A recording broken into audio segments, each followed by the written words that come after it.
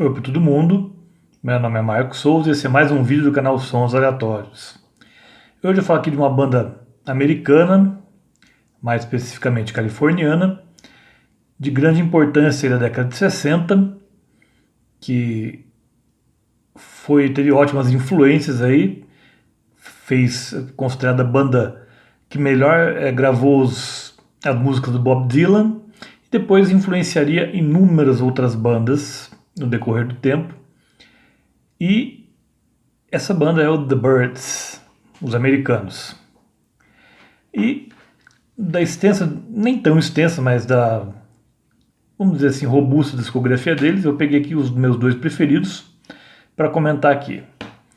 E os dois são praticamente do mesmo, são seguidos, que o primeiro é o de 1967, Younger Than Yesterday. Uma versão aqui bem caprichada. Aqui a capa original. E aqui é onde os Byrds começam a entrar um pouco mais fundo na psicodelia. Eles deixam o folk rock, não deixam, mas eles não fazem apenas aquele folk rock que os tornou famosos, mas aqui eles investem um pouco mais na psicodelia, porque afinal de contas o ano era 1967. Então a gente já começa com um clássico dos Byrds, que é So You Want to Be a Rock and Roll Star. Essa música não tem nem o que falar de tão clássica que é. E uma música um tanto quanto irônica também. É quase que aqui uma receita para se tornar uma estrela do rock, como diz aqui. Mas é com vários toques irônicos aqui. Depois uma que eu gosto bastante também é Have You Seen Her Face, do baixista Chris Hillman. Até antes desse álbum ele era um compositor discreto, não compunha tanto, mas nesse álbum aqui tem várias músicas dele, seja em parceria ou solo. Aqui ele assina sozinho essa Have You Seen Her Face, com um grande solo de guitarra que inicia a música e que foi copiado por várias outras bandas aí também.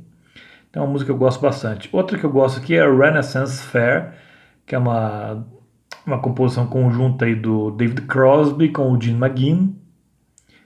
Eles quase não se davam, eles tinham muitos problemas de relacionamento, mas quando se juntavam para compor, quase sempre o resultado era excelente.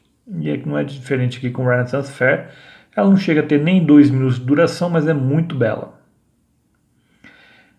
Depois eu destaco aqui também Mind Gardens, que é o David Crosby nos seus momentos mais orientalista, mais experimental.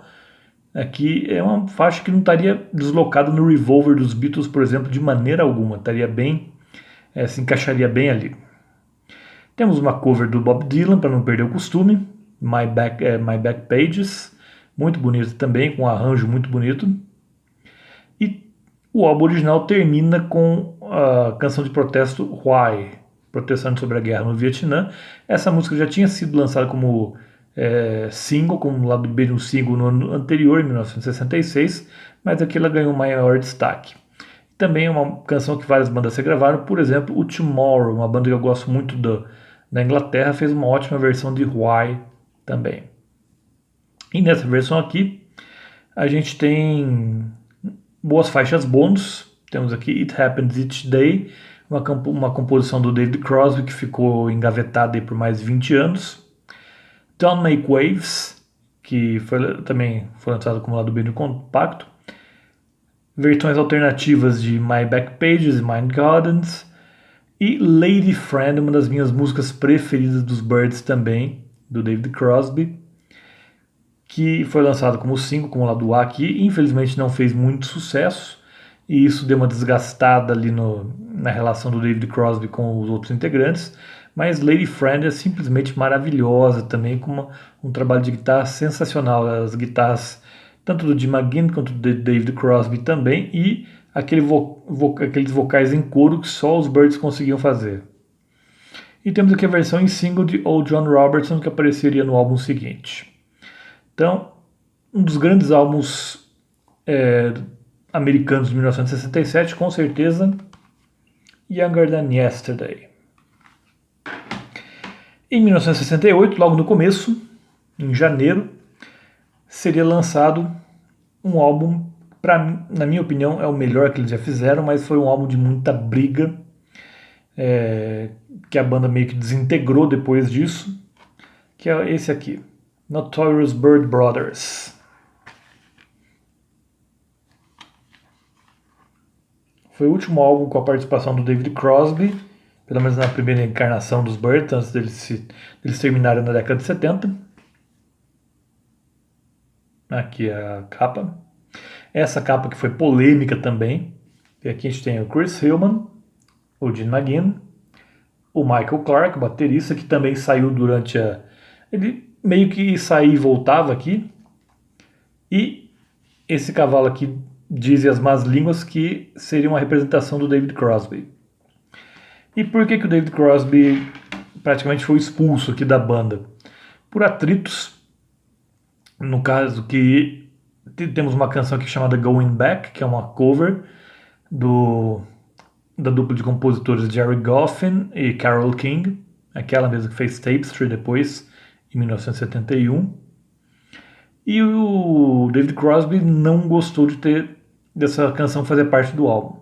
Ele preferia que uma composição dele mesmo, chamada Triad, fosse lançada tomasse o lugar aí de Going Back. Mas prevaleceu a vontade do Gene McGinn e do Chris Hillman. E o David Crosby, não sei bem se ele saiu, se ele foi expulso. Acho que na verdade que ele mais foi expulso pelo Gene McGinn e pelo Chris Hillman do que efetivamente saiu. Mas não foi nada pacífico o negócio. E aqui é o álbum que eu considero mais psicodélico, mais experimental dos Birds. Eu gostaria muito que ele tivesse continuado nessa linha, mas não foi o que aconteceu, infelizmente. Então aqui também, ó. Então, aqui de destaques aqui desse álbum, Going Back não acho uma canção ruim, mas não se compara com o que seria Triad, para mim. Para mim o David Crosby tinha razão aqui. Natural Harmony, uma música que eu adoro também, muito linda, muito climática, assim, muito atmosférica. Draft Morning, também um protesto sobre a guerra do Vietnã, só que enquanto o Why era mais poética, Draft Morning é bem mais contundente, é bem mais explícita. Tem até barulhos de metralhador, de tanque de guerra e tudo mais. Temos outro cover do dupla aí, Jerry Goff e Carole King, que é I Wasn't Born to Follow, que é um country rock bem o estilo Birds mesmo.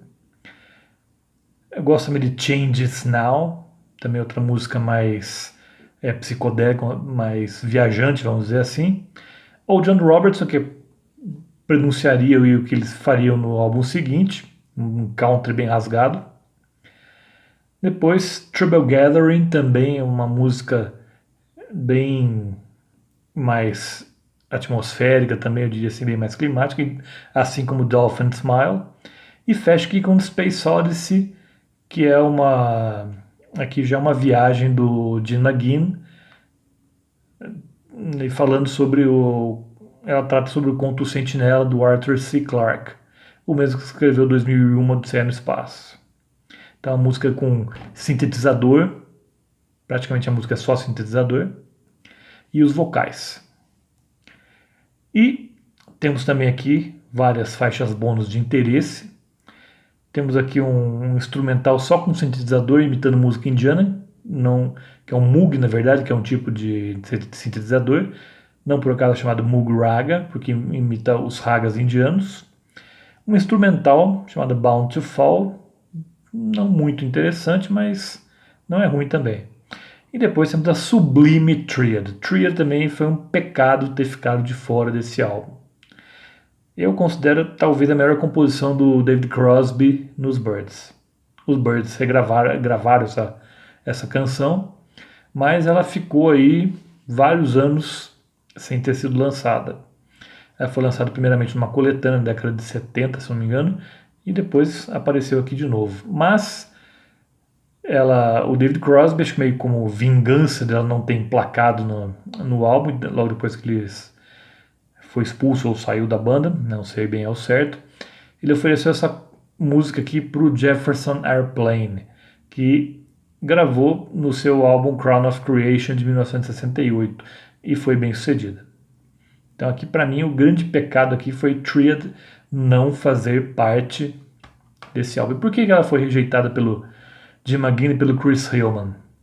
Porque eles consideram o tema muito pesado, muito inapropriado, vamos dizer, que é praticamente essa música que narra a tentativa do David Crosby de convencer a então namorada dele a fazer uma homenagem, a atuar com outra moça, vamos dizer assim. Tanto que é a tríade, né, que ele fala aqui. E nessa canção também que ele utiliza a expressão Sister Lovers, as irmãs amantes, que depois o Alex Chilton ficou tão encantado com essa expressão que ele usou no último álbum do Big Star. É chamado Third ou também Sister Lovers. E temos aqui também uma versão alternativa de Draft Morning e uma outra instrumental chamada Universal Mind Decoder.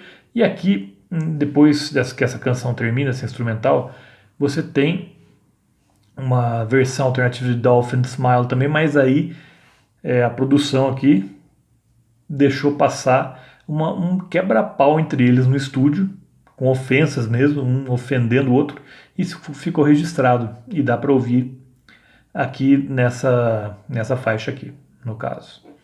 E, para mim, os Byrds nunca mais foram os mesmos após o Notorious Byrd Brothers. Muita gente ama o Sweetheart of the Rodeo, que é o álbum que contaria com a participação do Graham Parsons, mas a participação dele, os vocais dele tiveram que ser apagados. Mas não é um álbum que eu goste. Sinceramente, eu vou decepcionar bastante pessoas aqui, mas eu não gosto do Sweetheart of the Rodeo, porque eu acho que foi meio que um retrocesso. Enfim, é um álbum muito de country puro, praticamente, não é nem country rock, é country mesmo. E eu gostaria que os Byrds tivessem continuado mais naquela veia psicodélica desses dois álbuns aqui. E depois também temos aí o Dr. Birds and Mr. Hyde, que é uma mistura meio de country, tem um pouco meio de hard rock no meio também, que eu acho que não combinou muito com eles. Depois viria a trilha sonora para o filme Easy Rider. A faixa título Easy Rider é linda, não vou negar.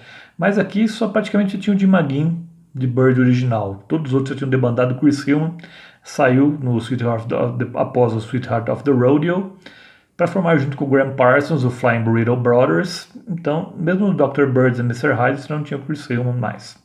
E nem o Michael Clarke, que saiu logo depois do Notorious Byrd Brothers também. E uma coisa que eu tinha me esquecido, assim que nesse aqui, Notorious Byrd Brothers, assim que o David Crosby deixou a banda, ou foi expulso, o Jim McGinn recrutou novamente o Gene Clark, lá dos primórdios, dos dois primeiros álbuns. Ele participou um pouquinho do terceiro também, o Fifth Dimension, mas ele ficou apenas 3 semanas com a banda e não aguentou, acho que o clima mais pesado ali, e saiu. Mas ele tem alguma contribuição aqui, pelo menos em backing vocals ele tem em algumas canções aqui desse álbum.